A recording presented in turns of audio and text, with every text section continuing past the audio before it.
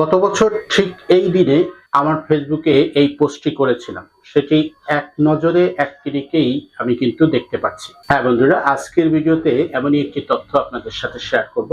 যারা ফেসবুকে অগণিত পোস্ট এবং ভিডিও আপলোড করে থাকেন, আপনি যদি মনে করেন যে গত বছর বা নির্দিষ্ট কোনো টাইম বা নির্দিষ্ট কোনো তারিখে কি ধরনের পোস্ট করেছিলেন এবং কোন পোস্টটি করেছিলেন সেটি আপনি দেখতে চান, ভিডিওটি কন্টিনিউ করুন। এজন্য আমরা ফেসবুকের অফিসিয়াল পেজে প্রবেশ করব।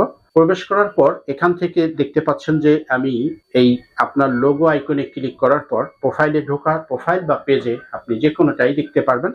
এখানে ঢোকার পর আপনি একটু স্ক্রল করে নিচের দিকে চলে আসবেন, দেখবেন যে এই পোস্ট এখানে ফিল্টার নামে একটি অপশন আছে। এই ফিল্টারে এখানে ক্লিক করব।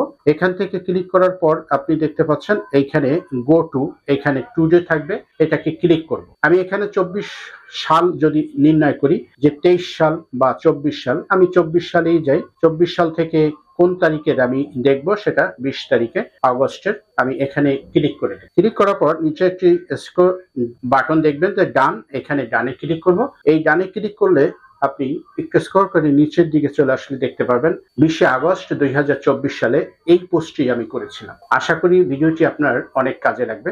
শেয়ার করে টাইমলাইনে রেখে দিতে পারেন, আমাদের সাথে যুক্ত থাকবেন। ধন্যবাদ, ভালো থাকবেন।